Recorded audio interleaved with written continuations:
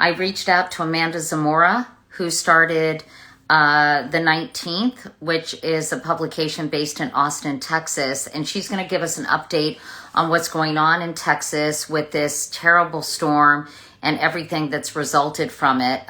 Anyway, so she'll be with us momentarily. In the meantime, I'm happy to report that we raised over $8,000 for World Central Kitchen. I used to do stories on DC Central Kitchen, so it's a different thing with my friend Robert Egger when I was a local news reporter. But anyway, we raised $8,000 for World Central Kitchen. They're working very hard in Texas to help people. And Amanda's going to tell us what's going on, kind of give us a quick update so you all can get sort of the latest information on what's going on there.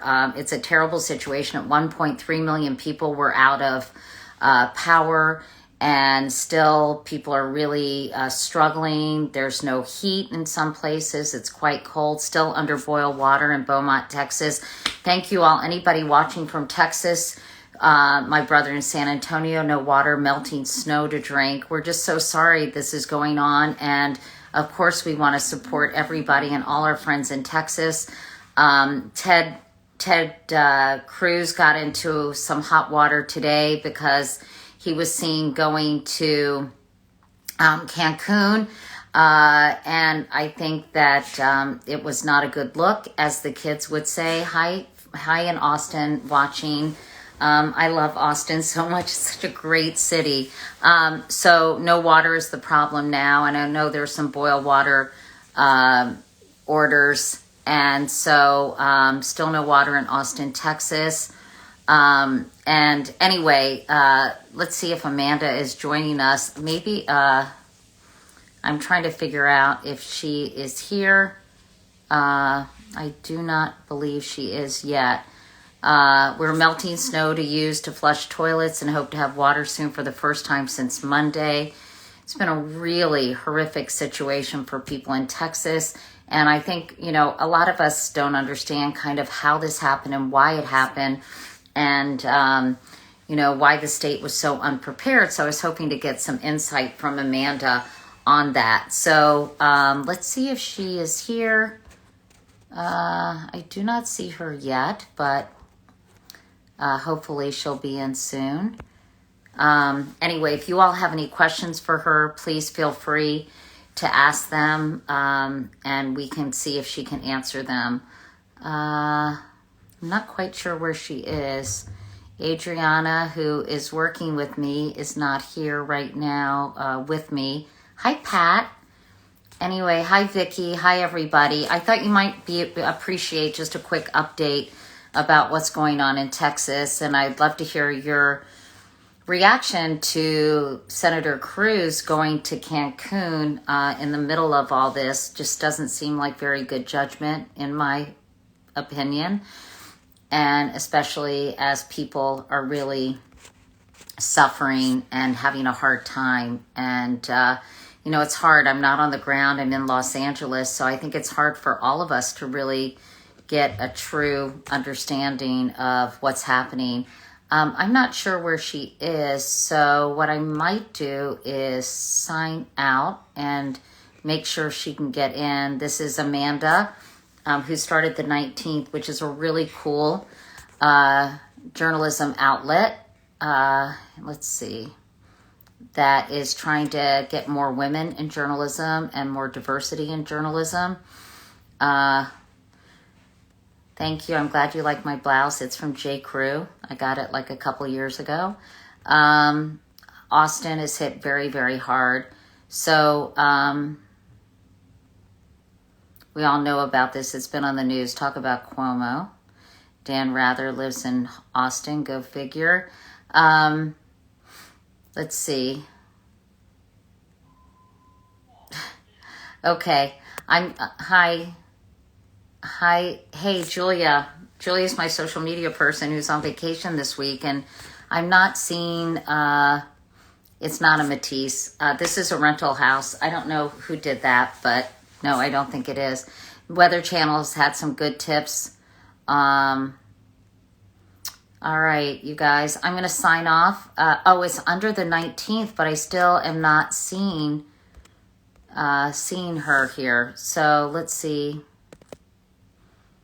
Oh, here we go. Let's try it. Okay. I'm sorry.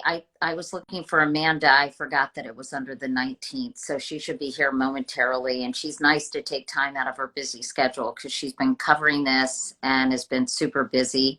So, Amanda, so sorry. One thing worked. No, I'm sure it was my bad.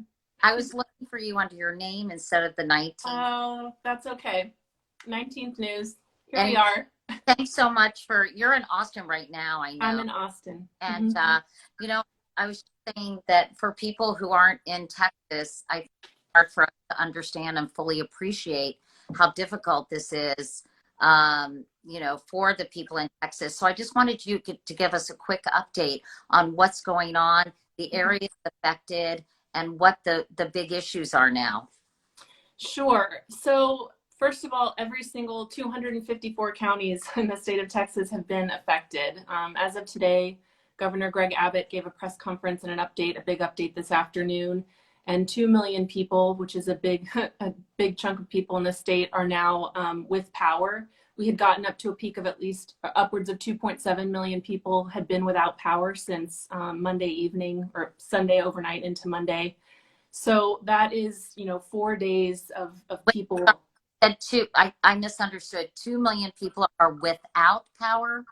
The peak was 2.7. As of today, 2 million now have power restored. So it's 700,000 still don't? He said 325,000. I'm not sure exactly what the delta is there, but hundreds of thousands of people are still without power. According to the governor, those are people who were not without power because of the issues with the power grid, but people who lost power due to subsequent issues with the icing and the power lines down and just issues with their access being cut off at the local level. So according to the state, the major sort of crisis with the state grid that we've gotten through, and now, I mean, a lot of, first of all, hundreds of thousands of people still without power. We shifted from everyone being told to weatherize, prepare, to drip faucets, to try to make sure that, your houses were as equipped as possible, not for pipes not to burst, and then a reversal here in the last day to stop dripping faucets to conserve water, because now water treatment plants are having power issues. And a lack of pressure, which has led to boil water notices that are affecting 14 million people in the state without access to clean, potable water. So if you can imagine how that's impacting, the elderly, families, parents with babies who need formula and need to have water, but you have power out potentially, and how are you going to boil water? I mean, it has felt like a week of Mad Max, of just problem solving from one crisis to the next for so many people. So right now, the biggest issue is some of the water is contaminated and people have to boil it because of issues with the electrical system and water pumps. Is that accurate? Power plants that needed power to basically pump and treat the water were out of power. And so as those systems come back online, they need time to retest the water to make sure that any potential contamination is resolved and that it's safe and ready to go again for people to consume at the tap. So how is FEMA helping? What is the federal response been and what is the state response been? I have someone saying that Biden's doing nothing who is on this part of this conversation. And let's get the facts out. Okay, so the Texas has declared a state of emergency last weekend in preparation. Abbott has deployed National Guard to help get people into warming centers. There are more than 300 warming centers across the state just to get people into a place with power and warmth and access to food and water. He asked the federal government today for additional aid from FEMA so that, I mean, it feels like a hurricane. Texas is used to being prepared for epic flash flooding and hurricanes and weather damage from that sort of thing, and filing claims after the fact. So to FEMA after things have been declared a disaster. So Abbott is asking now for the federal government to step in and provide more of that kind of relief so that as people get back into their houses and are assessing the damage from pipes being burst, that they're able to kind of make claims to FEMA to get, repairs underway for what is going to be probably an extraordinary amount of damage to residences and businesses and people who, just got caught with frozen pipes and are coming back to that after all of this. Can you talk? And someone said, I'm in Austin, hospitals here don't have water. I know that's a huge problem. Yeah. I'm trying, I'm torn. People say turn off the comments, but I think that it's good to hear from people in Texas. So I'm going to keep them on for a little. Sure. Yeah. A few hospitals have been caught without water. Obviously, that's an issue. They're literally handing out bottles of water in hospitals for people to wash up with and drink, trying to evacuate patients or get patients that can be discharged and it's hard to imagine when a hospital isn't safe and you're trying to discharge patients to get someplace safer, but that's just the state that we're in. So they're trying to get people out of hospitals so they can go. So explain that again. I'm sorry, Amanda. Just that in some cases where they're able to discharge patients who are not in need, they're trying to kind of minimize the load on hospitals so that, they're not having to, have people there who don't absolutely need to be there without having clean water for them. But they don't want to send them home where it might be freezing, right? And they might be in a terrible situation, especially. That's the conundrum. Of all of the stats, we know we've talked about the stats in terms of people without power and people now facing, compromised water and, 18 people now confirmed death since Sunday, but it's an untold number of people who are currently still displaced, who don't have a place to be, or who were evacuated and are sort of in this interim limbo. And this is going on, Amanda, since Monday. And can you explain simply about the electric grid? Oh gosh, let me pull up my notes here. Yes, ma'am. All right, so Texas got into this situation in the first place. First of all, what people may or may not know is that Texas has its own grid system. And that's because it's not subject to the same federal oversight that other grid systems are, and Texas wants it that way. And so ERCOT is what it's called, the Electric Reliability Council of Texas. They're a nonprofit, and they basically manage the flow of power from, energy resources, gas, coal, nuclear, and some green sources to the local power companies or local utilities. And what happened is 1:25 a.m., and they had warned that this would potentially be an issue, and they were trying to urge Texans to conserve power going into this weekend. At 1:25 on Monday morning, so Sunday we went to bed from Valentine's, and the pictures were people like it's a novelty, there's snow and people are out and playing with their kids, turned into people waking up to not having power. And ERCOT implemented these controlled outages. They were meant to last anywhere from 10 minutes to 45 minutes and to be distributed. And they were on a rolling basis. And what happened was they did not roll. They became persistent. And so some people had been without power from the time that overnight outage began until today. It's insane. So ERCOT, so that was the 2 million that came back online today that the governor said was due to ERCOT stabilizing the supply demand issues. So just an extraordinary amount of demand on the system as people are trying to heat their homes. And 9 degrees in Texas is a record in my lifetime for sure. Texas simply is not necessarily built for that kind of cold. And a lot of the questions now are, what happened with these power suppliers that they were not able to consistently provide power to keep the supply up? Right. Were they weatherized? And those are some of the big questions. There's a lot of political football already happening this week.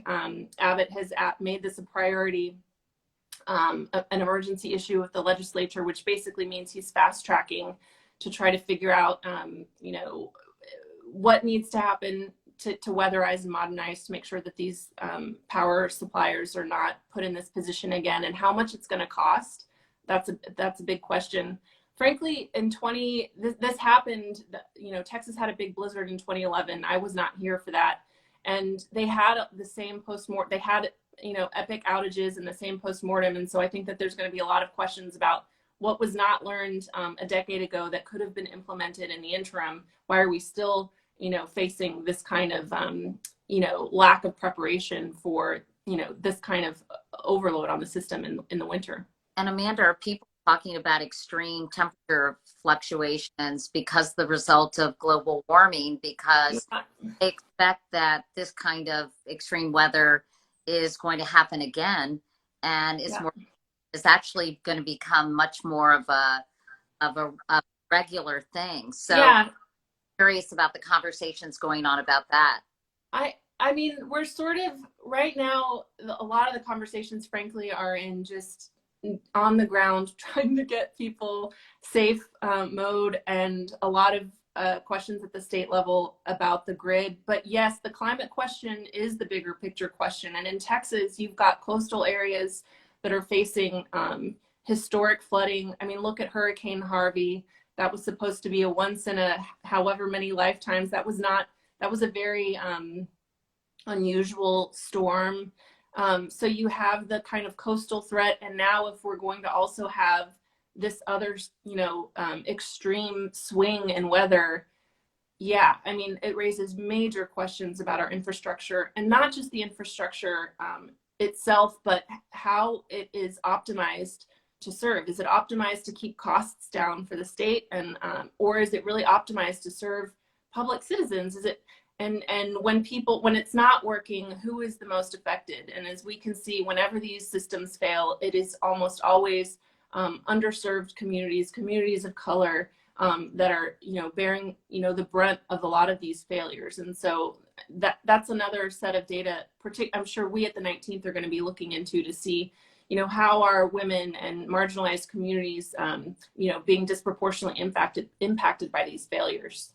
Yeah, I know, as you said, the politics have already started, lots of finger pointing. And I'm just looking at these comments. They're interesting. Is there are people feeling that they're getting enough support from the federal government? I don't know. I mean, again, like I had a conversation with a woman, a volunteer who works at the Austin area Urban League this afternoon. And again, her name is Yasmin Smith. And I have to tell you, because there's a bright light in all of this, and it's happening at the hyper local level, to be really frank.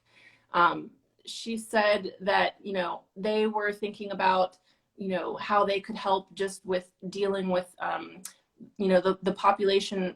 There's at least, you know, up to 10,000 people who are who don't have housing in the city of Austin at any given time, coming into a weather event like this. And, you know, these are the kinds of groups that are seeing this and doing something, being proactive about doing something about trying to help and serve those communities. And so I was talking to her earlier today, and she was saying they had 200 volunteers that had pulled together over the last week in Austin. They're on Zoom. They've got an open Zoom call, you know, from, you know, 7 something in the morning to 9 at night, just trying to help field all of these requests for help. I'm also seeing it on my own Facebook pages. And so there's just a lot of this really incredible grassroots support that's happening with people seeing a need in the community and stepping up and doing something about it. So I think, you know, bigger picture, we're still sort of waiting to see how these state and federal resources coalesce. I think probably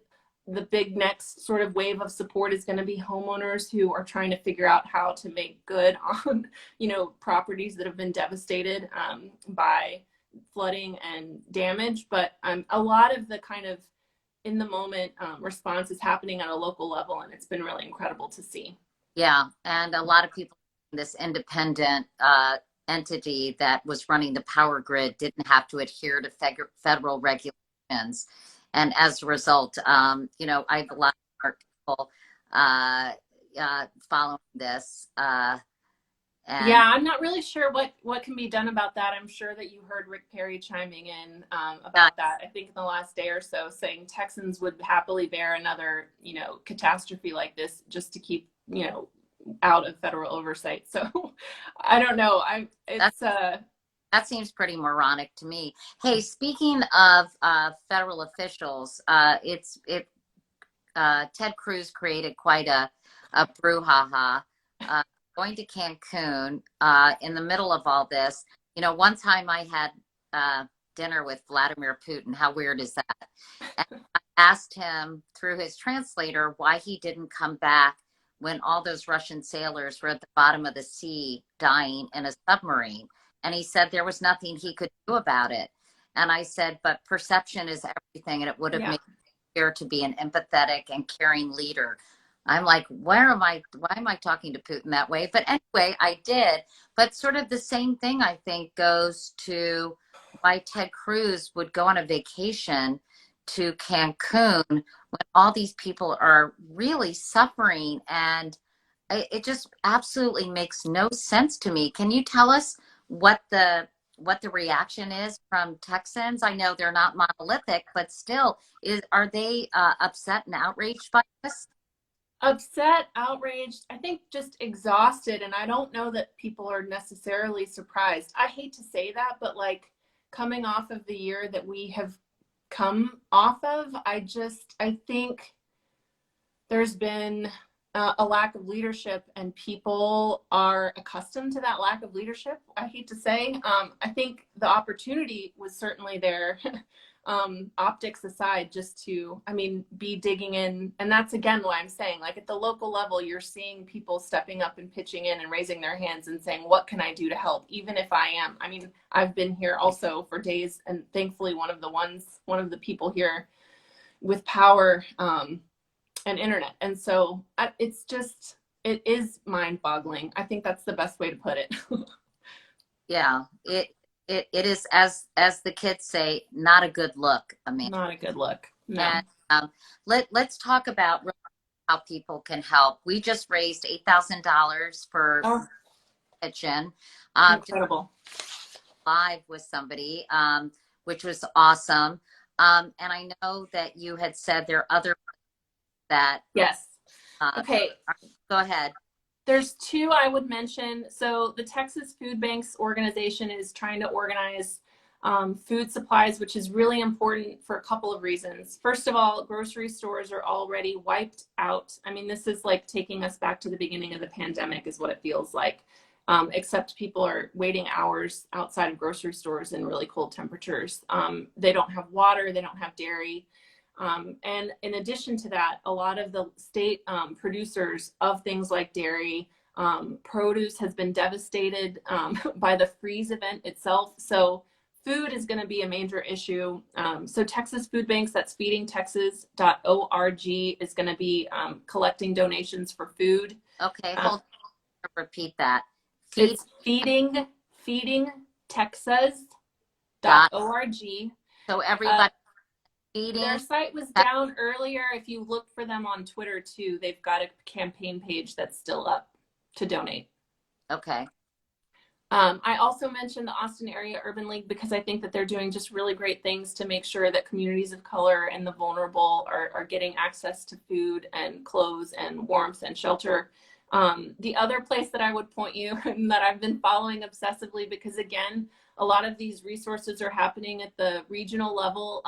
Houston, Dallas, Fort Worth, Austin, San Antonio. If you go to the Texas Tribune on their homepage, they've got an incredible running list of all of the places that you can donate at the state or the community level. So if you're in Austin or Dallas or Fort Worth or El Paso or wherever, you can find out. That's probably where the most immediate need is, just people trying to get connected with resources, people who can literally help them turn off their water, or anything and everything.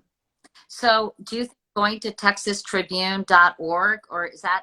Go to texastribune.org, and on their homepage, there's a really prominent link called How to Help, and that's going to be the best place to kind of see which resources are available by community for you to donate or help out. Okay, that's great information, Amanda. And when, I'm trying to think, Texas is such a huge state. Can you tell us the cities or give us a sense of this? Is it all across Texas? Yes, I mean, so 14 million people are affected, still without access to clean water, who are having to boil water. Every single county in Texas was declared a disaster and was subject to freezing temperatures. Not a single county of 254 counties has gone untouched by this disaster. It is So wide, and it is a really bad situation. Do you know, are you getting, or did the governor give you any indication of when things, Amanda, might return to normal, or is it just unclear at this point? it's literally a day to day. I mean, even Wednesday, we were hearing from ERCOT that they couldn't estimate. So it's literally, we're checking in day to day. Let me see if I can pull up what his last estimate was. Oh, yeah. So he was saying 325,000 people still without power due to down lines. And if that's happening at the local level, it might be, those estimates might be more at the local power company. So just checking in, if the ERCOT state level crisis has been resolved, making sure that you're checking in with your local utility and power company for estimates. Yeah, it's interesting. Someone's just writing, it's hard to get resources, snow and ice. The Texans, aren't used to this. And it's so difficult for them to even, you know, get used to driving on roads, these kind of and these kind of weather conditions. Yeah, I mean, not the funny thing, the sad thing, last Thursday, like the harbinger for all of this, and I remember, I mean, I think I tweeted about this. In Fort Worth, the icy conditions, there were 133 cars involved in a pileup on the interstate in Fort Worth. I think 6 people died from that. It's because Texas just doesn't have the infrastructure to really be, preparing for this kind of weather. And in terms of salting the roads, I mean, I lived on the East Coast for, more than a decade, and it's just a totally different ball game. Like, Yeah. you're out in the snow, because there's just a really rapid response to keeping roads passable and sidewalks passable and safe, for the most part. And Texas just does not have that infrastructure. So if you're not from Texas, you're like, why is this such a big deal? And it's just a big deal because we're set up for really hot summers and, air conditioning to keep people safe and out of the heat, but we're just not set up for these kinds of temperatures. And so, yeah, I think there's clearly going to be some questions about, whether we finally really invest in weatherizing and preparing for these kinds of events if we're going to be seeing more of them. Well, honestly, Amanda, I can't believe that this won't be a massive wake-up call to state and local officials that this can't happen again. And, I think you're right. I think it probably is going to cost millions and millions of dollars to upgrade. Yeah. The price tag is going to be epic. And right now, and honestly, we don't even really know. The price tag is one thing. We don't know the extent of the impact on people's lives yet, or health, and also just like the trauma. I think people are already at their breaking points, and I think they're really looking to leadership to step up and deliver results and improve things and connect people to solutions. I think that's, what people are desperate to see. Yeah. Well, listen, I hope you stay in touch with me. You have my email. If there are other organizations that you feel that pop up, I have very generous followers who really want to help, and we want to continue to bring attention to this issue. I appreciate everyone who has been participating in this conversation. Someone said they were without power for 80 hours, just got it back 3 hours ago. Of course, you think about elderly people, you think about people with small children. It is really, really scary. And Lisa asked me who is getting the 8,000. Oh, what are people getting 8,000? I don't quite understand that. Sorry, I didn't understand her. Elderly people, people without babies, and people who are immunocompromised, who got thrust, whose pandemic kind of bubbles were burst by necessity this week. That's the other thing that we didn't really talk about, but the state is supposed to be getting 1 million shots into people's arms every week, and they only got 36,000. You know, they couldn't get shipments in that they were expected to get shipped in, and people who had been scheduled to get them this week weren't able to get them. So it's just a huge setback on so many levels. Yeah. Well, I feel so badly for everyone in the state, and just know that we are about them, that we're trying to support them, and I hope that you all come out on the other side of this, and that you can mitigate any more loss of life and you know, very difficult situations. Wet water just went off in Dallas. Someone is saying pets and animals people are Yeah. concerned about. The long tail impact is still unfolding. I mean, honestly, this is going to be days of trying to figure out how to get people connected to the basic resources that they need to live. Well, again, let us know if there's anything more we can do, Amanda. Thanks for your hard work. You've been reporting on this for the 19th. You must be exhausted yourself, just kind of keeping up with all the news and getting information out to the people who desperately need it. Half of our team, more than half of our team, is in Texas, and honestly, the biggest priority has just been making sure everybody's taking care of each other and helping each other get warm and safe. So thank you so much for the opportunity to talk about this story with the country. It is a really important story, and we really appreciate everyone's readership and support. Hopefully you can find some of those resources in a way to help out. In addition to going to to texastribune.org, I want to make sure people know about the great work you're doing. Yes. Follow us at 19th News on Instagram. Now that I figured out how to connect with y'all, you can also find us at 19thnews.org. Sign up for our newsletter, 19thnews.org/subscribe. We are really focused on covering the intersection of gender, politics, and policy, and really trying to bring people in from the margins who aren't typically represented in, you know, political coverage. Women, communities of color, the LGBTQ community, we really are trying to center those voices. So, yep. You're doing awesome work. Congratulations on all of that. Safe. And Amanda, thank you for taking time out to talk with us. Great to talk with you. Thanks so much for having me, Katie. Talk to you soon. Bye. Bye, everybody.